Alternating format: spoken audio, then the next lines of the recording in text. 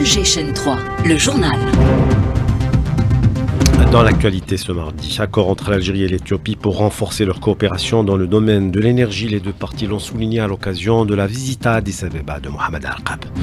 Plusieurs projets inspectés hier par le ministre de l'Intérieur à Alger dans la rocade Ben Aknoun Khraïsia qui contribuera à désengorger le trafic routier. À la veille de la fête de l'Aïd el-Fitr, un plan spécial est mis en place par Sogral au niveau de la gare routière de Kharouba. À suivre un reportage.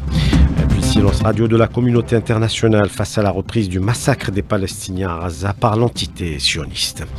Match capital pour l'équipe nationale de football ce soir face au Mozambique à Tizi Ouzou. La victoire est importante pour la suite des éliminatoires du mondial. Bonjour à tous. La coopération dans le secteur de l'énergie se renforce entre Alger et Addis Abeba à l'occasion de la visite qu'effectue le ministre de l'énergie et des mines, Mohamed Al-Arqab. S'est entretenu hier au premier jour de sa visite officielle avec le ministre éthiopien de l'eau et de l'énergie.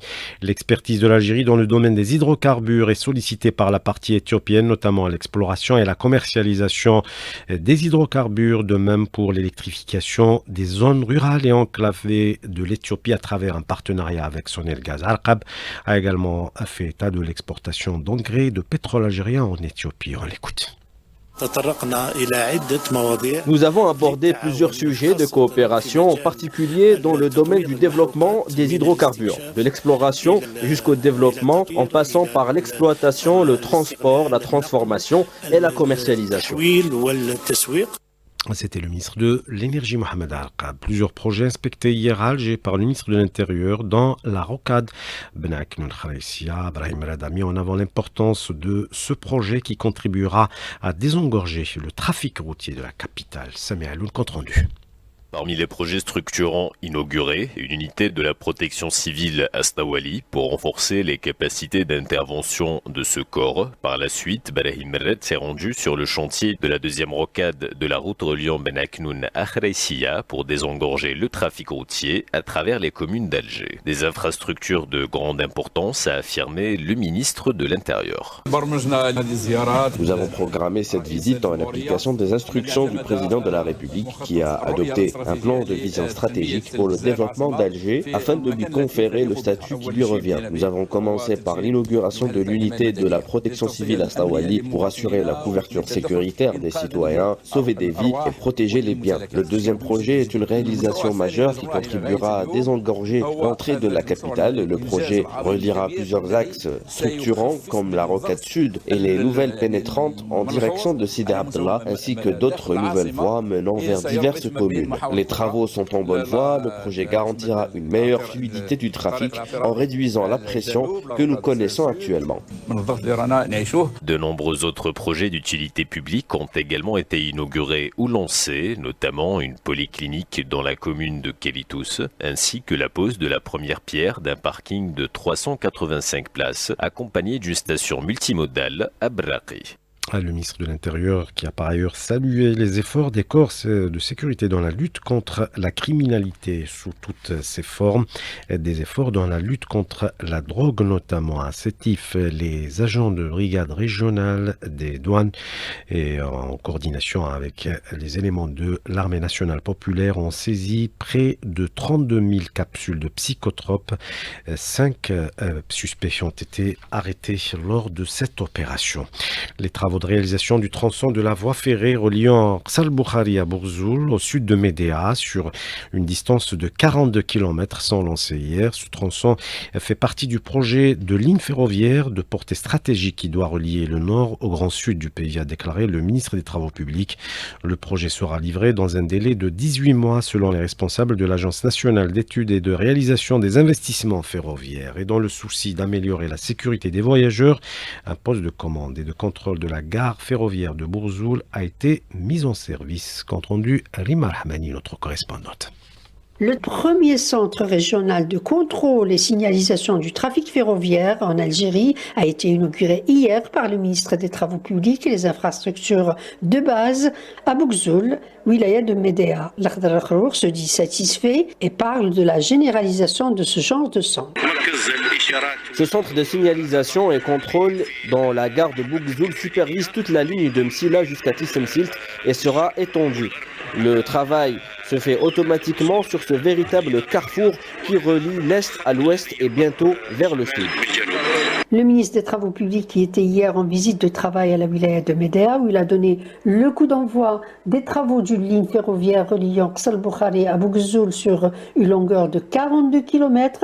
Comme il a visité le chantier pour la réalisation du dédoublement de la route nationale numéro 127 reliant la wilaya de Tissemsilt à Médéa à partir de Ksal Boukhari sur une linéaire de 70 km. Médéa, Rima Rahmani, Al-Jeshan 3.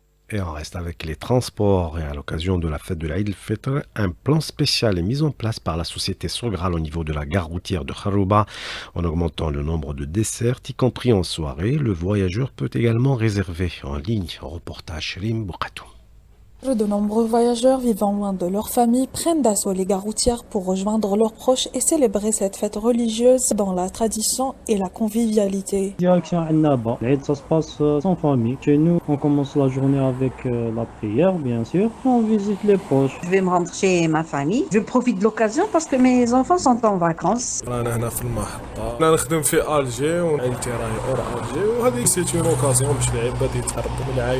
Afin d'assurer un voyage agréable et sécurisé, un dispositif spécial est mis en place, incluant notamment le renforcement de l'offre et afin de désengorger les guichets et d'éviter l'affluence, une fonctionnalité permettant l'achat des billets en ligne est désormais disponible. Fer Stazrart, PDG de Sogral. On a aménagé l'ensemble des départs de telle manière de permettre aux voyageurs d'iftar au niveau des différentes infrastructures Tana ou la Fidarouk Belmeji la gare. Les départs sont assurés le plus normalement des mondes au niveau des différentes gares routières. Les départs ils sont disponibles. La majorité des gares routières elles sont fonctionnelles 24/24, notamment au niveau de la gare d'Alger, là où le départ jusqu'à minuit 30. Tous les départs sont disponibles, je rassure le citoyen, et le renforcement des départs la journée que ce soit le soir. Tout est mis en œuvre pour que cette fête religieuse soit synonyme de retrouvailles et de joie sans stress lié au transport, une modernisation des services qui s'inscrit dans une dynamique plus large d'amélioration des infrastructures de transport en Algérie. La capacité de stockage des céréales au niveau national passera de 4 à 9 millions de tonnes d'ici 2 ans. Déclaration du ministre de l'Agriculture lors de sa visite hier dans la wilaya de Boumerdès. Et à l'occasion, Youssef Chorfa a lancé les travaux de construction d'un silo régional de stockage d'une capacité d'1 million de quintaux. On écoute le ministre de l'Agriculture. Il s'agit d'un projet structurant qui, une fois achevé, fournira plus de 300 postes d'emploi permanents. Ce sera un centre de stockage régional et stratégique, dédié au stockage des productions de blé de Boumerdès, ainsi que des wilayas d'Alger et de Tizi Ouzou. Il sera approvisionné par camion et par train. C'était le ministre de l'Agriculture. Le groupe public GTEX compte ouvrir des usines au cours de l'année en cours à Adrar, Oran, Blida, Rolizan, Béjaïa, Sétif, Tizi Ouzou et Constantine pour couvrir le marché national en vêtements locaux et créer près de 2000 emplois la première année pour arriver à 6000 d'ici 2 ans. C'est ce qu'a révélé le PDG du groupe. Et on reste avec l'industrie pharmaceutique. Dans l'invité du jour, Nariman Mendil reçoit le docteur Blabbas Imen, directrice centrale de la pharmaco-économique. Il sera question notamment du développement de la production nationale. Satisfait et soulagement de la famille éducative après l'annonce en Conseil des ministres de l'intégration de 82 000 enseignants contractuels dans les 3 paliers. Et on écoute les impressions des contractuels qui sont félicites, recueillies dans la wilaya d'Al-Bayed par nos collègues de la radio locale. On salue la décision du président de la République, intervenue après une longue attente. Je remercie le président Tebboune. Cette date restera inscrite dans ma mémoire. Elle nous motive pour donner davantage une démarche courageuse pour nous, contractuels et pour le secteur. Le syndicat l'UNPEF salue également cette décision qui viendra renforcer la stabilité du secteur selon son secrétaire général Sadr Zeri, contacté par Sofia Boukalcha. C'était l'une des revendications de notre syndicat. Le système de contractualisation a été mis en place de manière transparente grâce à la numérisation, permettant ainsi aux candidats d'obtenir des contrats selon un classement établi. Nous saluons la décision du président de la République. C'est une décision sage qui, selon nous, apportera de la stabilité au secteur de l'éducation et offrira également des opportunités aux écoles situées dans les zones isolées et les régions difficiles. Elle garantira une stabilité professionnelle qui aura un impact positif sur les élèves et sur l'école algérienne. L'Algérie a vivement critiqué l'absence persistante d'un mandat sur les droits de l'homme pour la mission des Nations Unies pour l'organisation d'un référendum au Sahara occidental. La MINURSO, cette situation unique parmi les missions de paix de l'ONU, a été dénoncée par le représentant permanent de l'Algérie auprès de l'ONU, Ammar Benjama, lors d'une réunion du Conseil de sécurité consacrée à l'amélioration des opérations de maintien de la paix. Un journaliste travaillant pour Al Jazeera a été tué hier dans une frappe de l'armée d'occupation israélienne dans la bande de Raza, qui encercle tout un quartier de Rafah dans le sud du territoire. Depuis la reprise de l'agression sioniste le 18 mars dernier, au moins 730 Palestiniens sont tombés en martyrs dans le territoire assiégé et dévasté, selon le ministère de la Santé à Raza, qui a dénombré 57 martyrs dans les dernières 24 heures. La Russie et les États-Unis ont achevé hier des discussions visant à instaurer une trêve partielle en Ukraine. La Maison-Blanche et le Kremlin publieront ce mardi un communiqué commun pour résumer leurs négociations. Pour vos soirées, il y a bien évidemment les galas artistiques, mais vous pouvez également visiter des musées, comme le musée Le Palais Mustapha Bacha, ouvert la journée et en soirée également. Reportage Sida Alifals.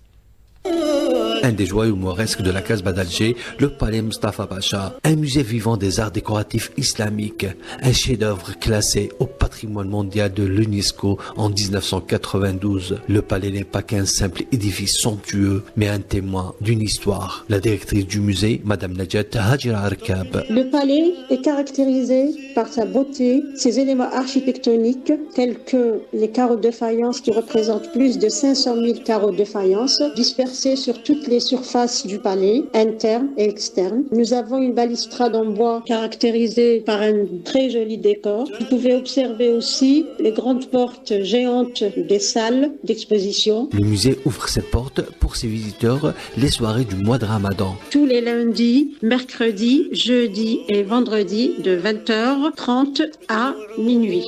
Les visiteurs du musée trouvent le palais formidable. Tout est beau. J'ai beaucoup aimé l'histoire en fait, c'est très intéressant. Je trouve que le musée est très joli, avec des pièces qui sont conservées de manière remarquable. Ma grand-mère elle est née à Grandi la Casbah, et donc c'était pour revoir la Casbah d'une manière différente que quand j'étais jeune dans les rues. Ce palais il est magnifique, très bien entretenu, très bien. C'est la première fois que je visite un musée à Alger et je suis très agréablement surprise. Soyez nombreux à visiter le musée public national de l'Olimlunur, de la miniature et de la calligraphie, ou le Palais Mustapha Bacha, un espace qui va vous faire voyager dans le temps.